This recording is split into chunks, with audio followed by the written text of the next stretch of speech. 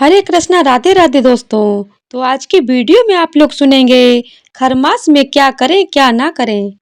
खरमास का हिंदू धर्म में विशेष महत्व बताया गया है। खरमास का आरंभ 15 दिसंबर को देर रात हुआ है, लेकिन उदया तिथि के अनुसार 16 दिसंबर से खरमास का आरंभ माना जाएगा। जब भी सूर्य देव गुरु बृहस्पति की राशि धनु या मीन में गोचर करते हैं तो खरमास का आरंभ होता है। खरमास का महीना पूरे 30 दिन का होता है। सूर्य के मकर राशि में जाने पर यानी मकर संक्रांति 14 जनवरी 2025 को खरमास का महीना समाप्त हो जाएगा। अब सूर्य के धनु राशि में गोचर करने से खरमास का आरंभ हुआ है। खरमास में सूर्य देव की चाल धीमी हो जाती है। ऐसे में आइए जानते हैं खरमास में क्या काम करने चाहिए और किन कामों से बचना चाहिए। जाने खरमास के नियम। खरमास में ना करें ये काम। खरमास में भगवान सूर्य देव की गति धीमी हो जाती है। भगवान सूर्य अपना तेज भी कम कर लेते हैं। ज्योतिष शास्त्र के अनुसार किसी भी मांगलिक कार्य को करने के लिए सूर्य गुरु दोनों ग्रहों का मजबूत होना बेहद जरूरी है। खरमास में कभी भी विवाह, सगाई, मुंडन, गृह प्रवेश आदि मांगलिक कार्य नहीं करने चाहिए। ऐसी मान्यता है कि इस दौरान विवाह करने से व्यक्ति को वैवाहिक सुख की प्राप्ति नहीं हो पाती है। इसी के साथ इस दौरान नए घर में गृह प्रवेश भी नहीं करना चाहिए। यदि ऐसा किया जाता है तो घर परिवार में अशांति बनी रहती है। इसके अलावा व्यक्ति को खर मास में जनेऊ, मुंडन जैसा मांगलिक कार्य भी नहीं करने चाहिए। इसी के साथ इस महीने में किसी भी नए कार्य की शुरुआत भी ना करें। खरमास में क्या करें? खरमास में जितना हो सके भगवान सूर्य देव की उपासना करें।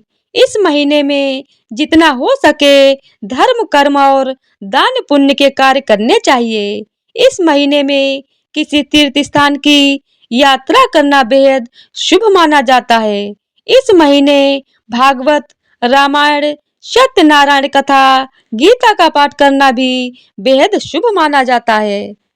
खर मास का मतलब क्या है? खर मास में खर का मतलब गधा है और मास का मतलब महीना है। पौराणिक ग्रंथों के अनुसार खर मास में भगवान सूर्य देव अपने रथ में लगे 7 घोड़ों को विश्राम के लिए छोड़ देते हैं और गधों को रथ में जोत लेते हैं। सूर्य देव पृथ्वी पर जीवन के दाता माने जाते हैं। सूर्य के ताप के बिना जीवन संभव नहीं है। सूर्य से प्रकृति जुड़ी हुई है। इस कारण से खरमास में जब सूर्य का तेज कम होता है तो कोई भी मांगलिक कार्य जैसे विवाह, गृह प्रवेश, मुंडन, शिशु संस्कार आदि मांगलिक कार्य नहीं किए जाते हैं। ज्योतिष शास्त्र के अनुसार भी सूर्य को ग्रहों का राजा और पिता का प्रतीक माना जाता है। खरमास में सूर्य की शक्ति कम हो जाती है। यह परिवार के मुखिया की कमजोर स्थिति जैसा होता है। ऐसे में मान्यता है कि पिता के तेज की अनुपस्थिति में मंगल कार्य संपन्न नहीं कराए जा सकते। खरमास से एक पौराणिक कहानी जुड़ी है, तो आइए विस्तार से जानते हैं खरमास की पौराणिक कथा। खरमास की पौराणिक कथा के अनुसार सूर्य देव अपने 7 घोड़ों के रथ पर ब्रह्मांड का चक्कर लगाते हैं, जिससे कि समय की गति आगे बढ़ती जाती है। एक बार सूर्य देव इसी तरह ब्रह्मांड का चक्कर लगा रहे थे। इस क्रम में लगातार कई सदियों से चलते हुए सूर्य देव के घोड़ों की स्थिति दयनीय हो चुकी थी, लेकिन फिर भी सूर्य देव के घोड़े बिना किसी शिकायत के चलते ही जा रहे थे। जब सूर्य देव की नजर अपने घोड़ों पर जाती है तो सूर्य देव को उनकी दशा पर दया आ जाती है। ऐसे में वो घोड़ों को तालाब के किनारे ले जाते हैं, लेकिन रथ रोकना संभव नहीं होता, क्योंकि रथ रोकने पर जनजीवन ठहर जाता। ऐसे में तालाब के पास सूर्य देव को 2 खर यानी गधे दिखाई दिए। सूर्यदेव अपने घोड़ों को वहां विश्राम करने की अनुमति देते हैं और समय के रथ को खींचने के लिए आगे खर को बांध देते हैं। गधों के कारण रथ धीमा चलता है। यह समय 1 महीने तक चलता है। इसे ही खरमास कहते हैं। जब तक घोड़े आराम कर लेते हैं, फिर सूर्य उत्तरायण यानी मकर संक्रांति को घोड़े फिर से सूर्यदेव के रथ को खींचकर समय को गति देने में जुट जाते हैं। तब सूर्यदेव की गति और तेज फिर से लौट आती है और मांगलिक कार्य आरंभ हो जाते हैं। गरुड़ पुराण के अनुसार खर मास में प्राण त्यागने पर सद्गति नहीं मिलती। इसीलिए महाभारत के युद्ध में भीष्म पितामह ने अपने प्राण खर मास में नहीं त्यागे थे। उन्होंने सूर्य के उत्तरायण होने का इंतजार किया था।